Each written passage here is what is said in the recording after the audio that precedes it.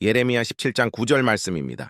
만물보다 거짓되고 심히 부패한 것은 마음이라 누가 능히 이를 알리오마는. 사랑하는 성도 여러분, 오늘 우리는 매우 불편한 자리에 섰습니다. 제가 오늘 여러분에게 전할 이 말씀은 여러분의 귀를 즐겁게 하거나 지친 마음을 다독여서 그래 한 주간 또 힘내보자라고 어깨를 두드려주는 그런 종류의 말씀이 아닙니다.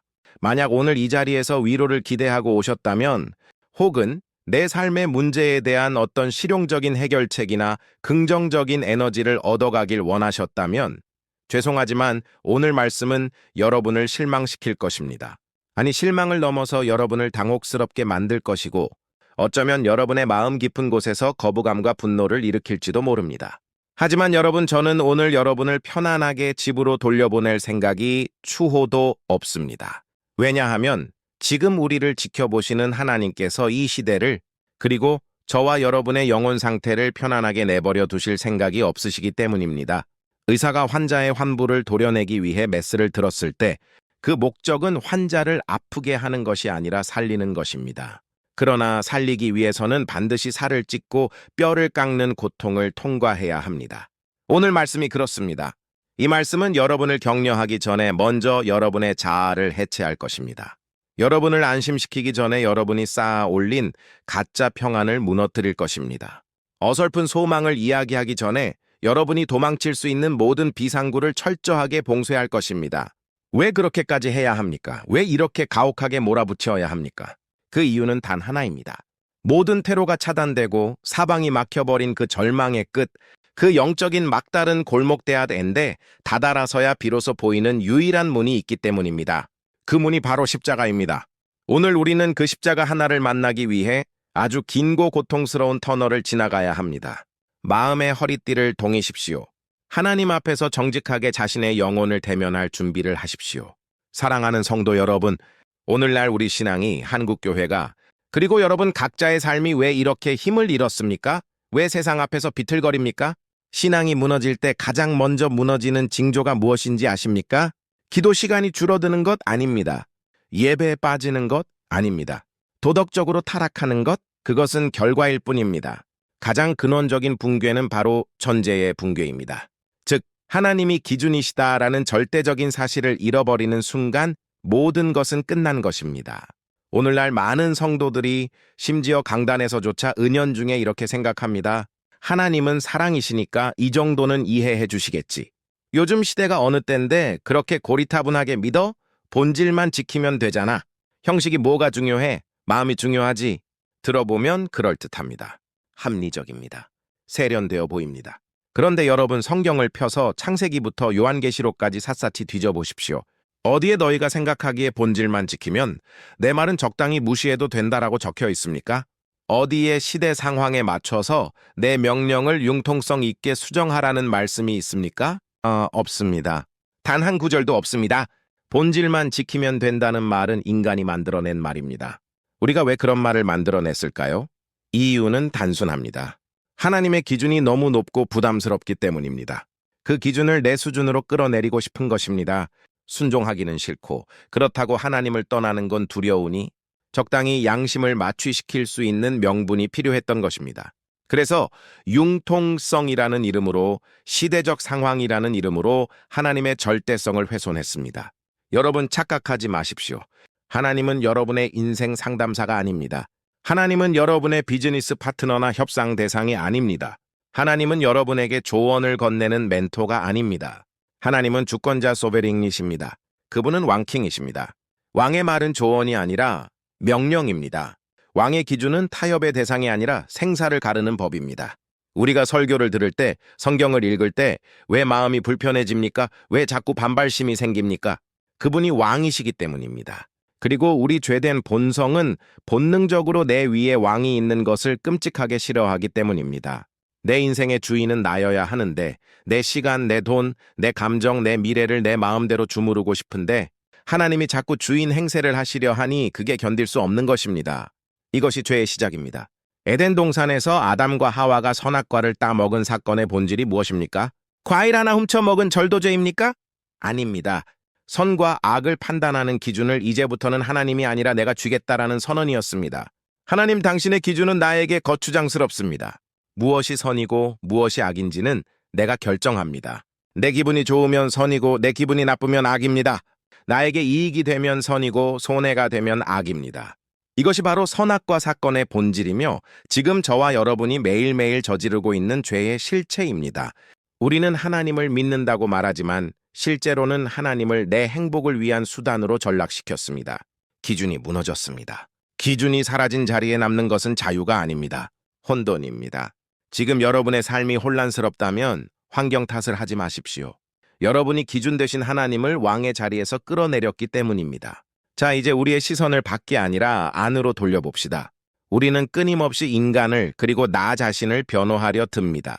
심리학의 언어를 빌려오고 사회학의 논리를 가져옵니다. 목사님, 제가 이렇게 된 건 어릴 때 부모님에게 받은 상처 때문이에요. 제가 죄를 짓는 건 사회 구조가 너무 악해서 어쩔 수 없었어요. 지금 경제가 너무 어렵잖아요. 먹고 살려다 보니 그런 거예요. 그 사람 때문에 스트레스를 받아서 욱한 거예요. 원래 저는 착해요. 네, 맞습니다. 상처도 있고 트라우마도 있고 환경의 영향도 분명히 있습니다. 무시할 수 없습니다. 그러나 성경은 단 한 번도 인간의 죄를 환경 탓으로 돌려 면죄부를 준 적이 없습니다. 아담이 범죄했을 때를 보십시오. 그가 살던 곳은 에덴이었습니다. 완벽한 환경, 완벽한 관계, 부족함이 전혀 없는 낙원이었습니다. 상처 줄 부모도 없었고 악한 사회 구조도 없었습니다. 그런데 그곳에서 아담은 죄를 지었습니다. 이것이 무엇을 증명합니까? 인간의 문제는 환경의 문제가 아니라 존재의 문제라는 것입니다. 예레미야 선지자는 이렇게 절규했습니다. 만물보다 거짓되고 심히 부패한 것은 마음이라 누가 능히 이를 알리오마는. 성경은 우리의 마음이 조금 아프다거나 조금 삐뚤어졌다고 말하지 않습니다. 심히 부패했다, 썩었다, 불가능하다고 선언합니다. 여러분, 솔직해집시다. 우리가 죄를 짓는 것이 실수라고 생각하십니까? 어쩌다 보니 운이 나빠서 걸려 넘어진 것입니까? 아니요. 죄는 실수가 아닙니다. 죄는 중력 그래비티입니다. 높은 곳에서 물건을 놓으면 아래로 떨어지는 것이 자연법칙이듯 타락한 인간의 본성은 가만히 내버려 두면 필연적으로 자동적으로 죄를 향해 흘러내려갑니다. 우리가 거룩하게 살기 위해서는 피를 토하는 노력을 해야 하지만 죄를 짓기 위해서는 아무런 노력도 필요 없습니다. 그냥 가만히 있으면 됩니다.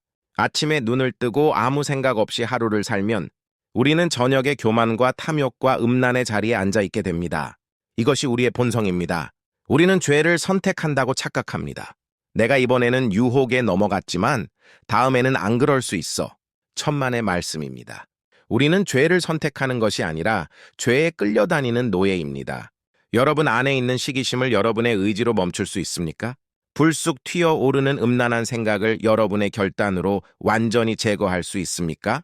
누군가를 미워하는 마음, 나를 자랑하고 싶은 그 교만을 여러분 스스로의 힘으로 뿌리 뽑을 수 있습니까? 못합니다. 해보셨지 않습니까? 수십 년을 교회 다녀도 안 되지 않습니까? 문제는 밖에서 들어오는 유혹이 아닙니다. 그 유혹에 너무나도 기쁘게 반응하며 문을 활짝 열어주는 내 안의 배신자, 내 안의 부패한 본성이 진짜 문제입니다. 여러분은 여러분이 생각하는 것보다 훨씬 더 나쁜 존재입니다. 세상은 너는 특별해, 너는 선해, 너는 가능성이 있어라고 말하며 여러분의 자존감을 세워주려 하지만 하나님은 말씀하십니다. 너는 죄인이다. 너는 전적으로 타락했다. 너에게서는 선한 것이 나올 수 없다. 이 진단을 받아들이지 않으면 치료는 시작될 수 없습니다. 암 덩어리가 온몸에 퍼져 있는데 소화불량입니다 라고 말하는 의사는 돌팔이거나 살인자입니다. 하나님은 여러분을 죽이기 위해 이 말씀을 하시는 게 아닙니다.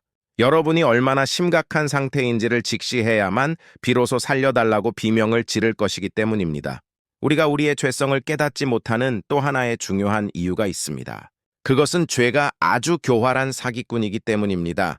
죄는 절대로 정직하게 자신의 모습을 드러내지 않습니다. 죄는 절대로 나는 파멸이야, 나는 더러움이야, 나는 하나님을 향한 반역이야 라고 명찰을 달고 오지 않습니다. 만약 사탄이 뿔 달린 괴물의 모습으로 와서 나랑 지옥 가자라고 한다면 누가 따라가겠습니까? 사탄은 광명한 천사로 위장합니다. 죄는 가장 아름답고 가장 합리적이고 가장 매력적인 이름으로 자신을 포장합니다. 이것이 바로 죄의 언어 세탁입니다. 보십시오. 이 시대가 죄를 어떻게 부르고 있는지 보십시오. 성경은 명백히 음란이라고 부르는 것을 세상은 로맨스나 자유로운 사랑이라고 부릅니다. 성경이 탐욕이라고 부르는 것을 세상은 야망이나 성공에 대한 열정이라고 부릅니다. 성경이 교만이라고 부르는 것을 세상은 높은 자존감이나 자기 확신이라고 부릅니다.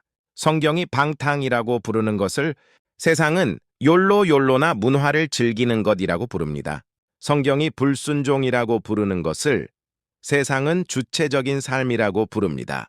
죄는 언제나 말을 바꿉니다. 그래서 우리가 죄를 지으면서도 죄책감을 느끼지 못하게 만듭니다.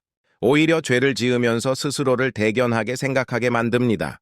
나는 내 감정에 솔직했을 뿐이야.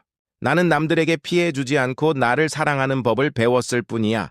나는 꽉 막힌 옛날 사람이 아니라 깨어있는 지성인이야. 들어보십시오. 사탄이 하와에게 뭐라고 속삭였습니까? 이걸 먹으면 하나님처럼 될 거야. 사탄은 불순종해라라고 말하지 않았습니다. 네가 더 위대해질 수 있는 기회야라고 포장했습니다. 오늘날 우리에게도 똑같이 말합니다. 하나님의 말씀대로 사는 건 너무 억압적이야. 너 자신을 해방시켜. 너의 욕망을 긍정해. 그게 진짜 너야. 여러분 속지 마십시오. 이것은 자유가 아닙니다. 죄가 주는 자유는 물고기가 물을 떠날 자유와 같습니다. 물을 떠난 물고기가 퍼덕거리는 것을 보며 와, 정말 역동적이다, 자유롭다라고 말할 수 있습니까? 그것은 자유가 아니라 죽어가는 몸부림입니다. 하나님의 법을 떠난 인간이 누리는 쾌락, 그것은 마약 주사를 맞은 환자가 느끼는 일시적인 환각과 같습니다. 세상이 개성이라고 부르고 취향이라고 부르고 인권이라고 부르며 포장하는 수많은 것들, 그 껍질을 한 꺼풀만 벗겨내 보십시오. 그 안에는 시퍼런 칼날 같은 하나님을 향한 반역이 들어 있습니다. 하나님 필요 없어. 내 맘대로 살 거야. 이 소리가 들리지 않으십니까? 여러분의 마음속에서 울리는 그 은밀한 외침이 들리지 않으십니까? 우리는 문화라는 이름 뒤에 숨고 유행이라는 이름 뒤에 숨어서 하나님을 조롱하고 있습니다. 죄를 죄라고 부르지 못하는 시대, 악을 선하다 하고 선을 악하다 하는 시대, 이사야 선지자가 경고했던 그 화 있을 시대가 바로 지금입니다. 그리고 여러분도 그 시대의 풍조에 휩쓸려 죄를 지으면서도 이건 어쩔 수 없어, 다들 이러니까라며 고개를 끄덕이고 있지 않으십니까? 사랑하는 여러분, 우리가 정말 두려워해야 할 것이 무엇인지 아십니까? 죄를 지었을 때 당장 사업이 망하거나 병에 걸리거나 벼락이 떨어지는 것 아닙니다. 차라리 그때 맞으면 다행입니다. 맞으면 아파서라도 돌아오니까요. 가장 무서운 심판은 아무 일도 일어나지 않는 것입니다. 죄를 지었는데도 일이 잘 풀립니다. 예배를 밥 먹듯이 빠지고 세상 쾌락에 젖어 사는데도 승진을 합니다. 말씀을 어기고 불법을 저질렀는데도 통장 장원은 늘어납니다. 양심의 찔림이 있었는데 어느 순간부터는 아무런 거리낌이 없습니다. 남들은 다 나보고 성공했다, 복받았다라고 부러워합니다. 성도 여러분, 정신 차리고 들으십시오. 그것은 축복이 아닙니다. 그것은 유기 abandonment입니다. 하나님이 버려두시는 것입니다. 로마서 1장은 하나님의 진노가 어떻게 나타나는지를 보여줍니다. 하늘에서 불이 떨어지는 게 아닙니다.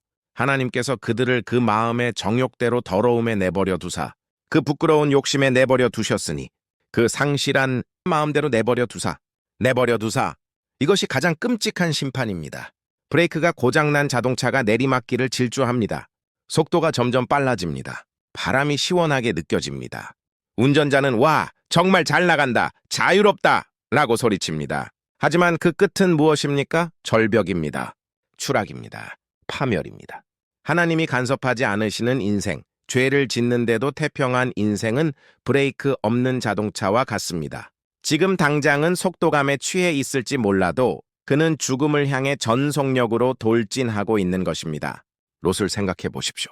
롯이 처음부터 소돔성의 타락한 문화에 젖어 있었겠습니까? 아닐 겁니다. 처음에는 소돔 근처에 장막을 쳤습니다.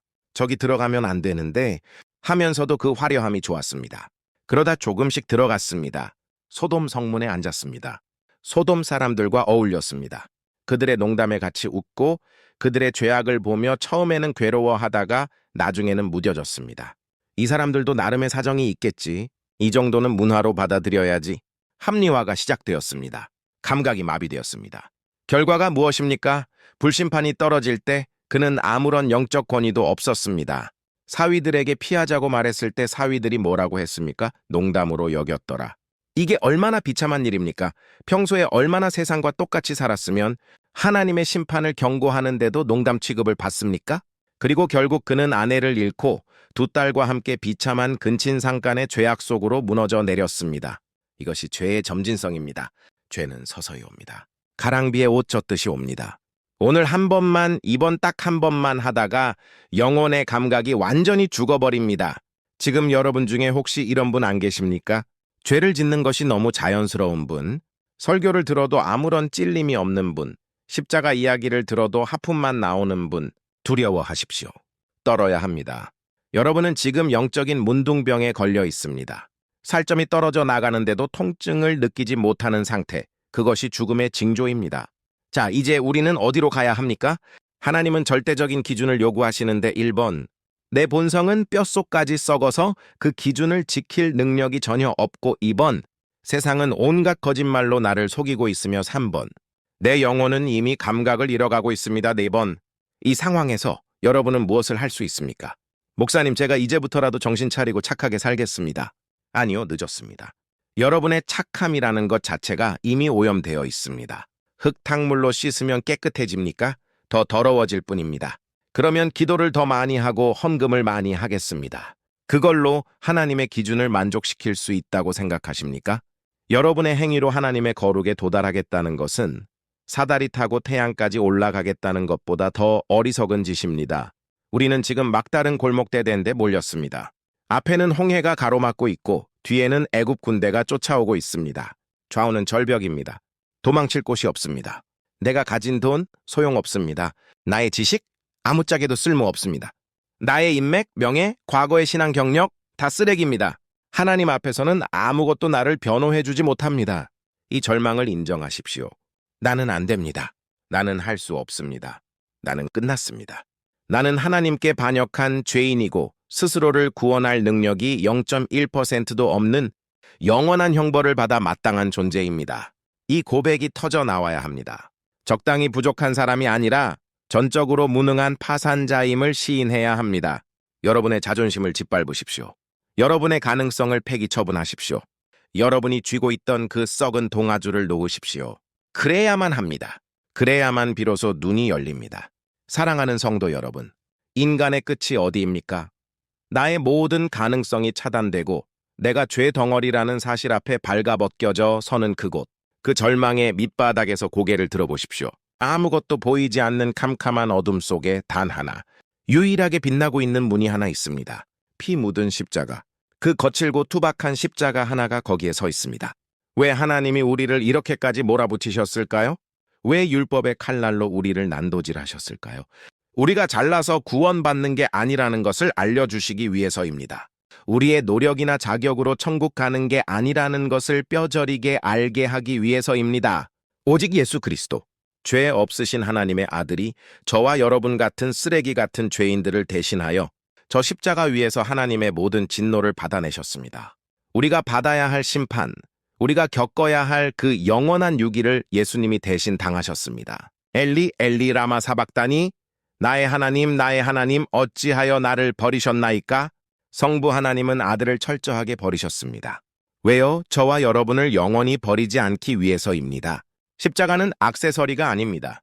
십자가는 교양 있는 종교의 상징이 아닙니다. 십자가는 사형틀입니다. 내가 죽어야 할 그 자리에 예수님이 달려 죽으신 현장입니다. 우리가 할 수 있는 것은 단 하나입니다. 그 십자가를 붙드는 것입니다. 하나님, 저는 죄인입니다. 저는 답이 없습니다. 그래서 예수님이 필요합니다. 나의 선함이 아니라 예수님의 피를 의지합니다. 나의 자유가 아니라 예수님의 주권을 받아들입니다. 이 항복선언, 이것이 구원입니다. 오늘 이 자리에서 여러분의 모든 자아를 십자가에 못 박으십시오. 세상이 주는 달콤한 거짓말, 너는 괜찮아 라는 마취제를 뱉어버리십시오. 그리고 십자가 앞에 납작 엎드리십시오. 그때, 오직 그때에만 하나님의 진짜 위로가 임할 것입니다. 거짓된 평안이 깨진 자리에 세상이 줄 수 없는 하늘의 평안이 쏟아져 들어올 것입니다. 내가 죽고 예수가 사는 신비, 내 힘이 빠진 자리에 성령의 능력이 채워지는 역사가 일어날 것입니다. 사랑하는 성도 여러분, 도망가지 마십시오. 죄 뒤에 숨지 마십시오. 지금 이 시간 하나님이 여러분을 코너로 몰아넣으셨다면 그것은 최고의 은혜입니다. 이제 두 손 들고 나오십시오. 십자가 외에는 길이 없습니다. 예수 그리스도 외에는 생명이 없습니다. 이 십자가의 복음 앞에 여러분의 전 존재를 걸고 반응하는 이 밤이 되기를 주님의 이름으로 축원합니다. 기도하겠습니다. 거룩하시고 두려우신 하나님 아버지, 오늘 우리는 주님의 어미하신 말씀 앞에 발가벗겨진 채로 섰습니다.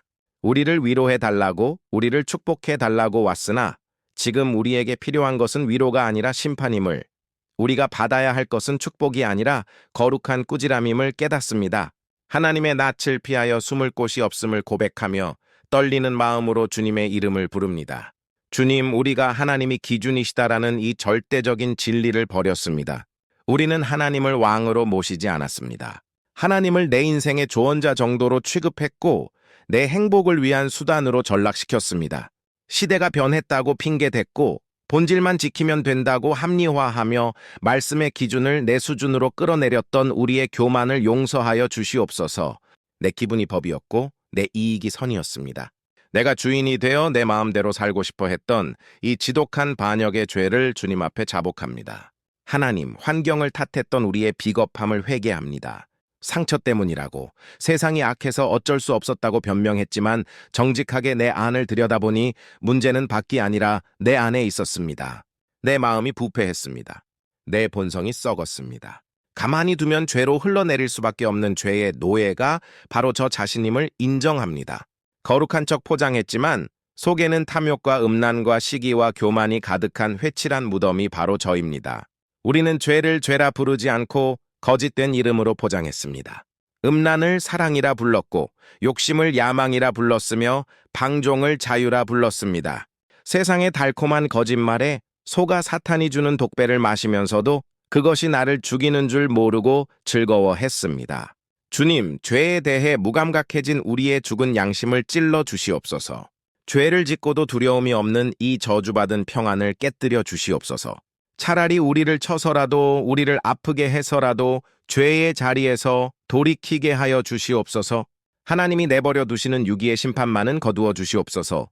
이제 우리는 영적인 막다른 골목에 섰습니다. 내 노력으로 안 됩니다.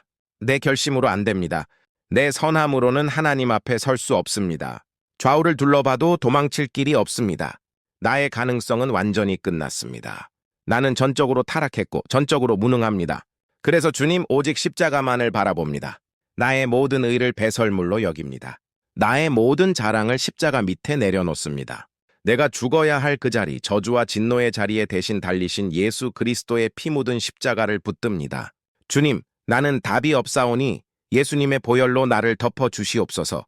나는 자격이 없사오니 아들의 공로로 나를 받아 주시옵소서. 이제 항복합니다. 나의 자아를 죽입니다. 나의 왕됨을 포기합니다. 오직 예수 그리스도만이 나의 주인이시며 나의 생명이심을 고백합니다. 세상이 주는 가짜 자유를 버리고 십자가의 메인 종이 되기를 원합니다. 주님, 이 죄인을 불쌍히 여겨 주시옵소서. 십자가 외에는, 예수 외에는 다른 길이 없음을 믿습니다. 나를 살리시기 위해 나를 깨뜨리시는 하나님의 사랑 앞에 나의 전 존재를 드립니다. 받아주시옵소서. 우리의 유일한 탈출구 되시며 생명 되신 예수 그리스도의 이름으로 간절히 기도드리옵나이다. 아멘.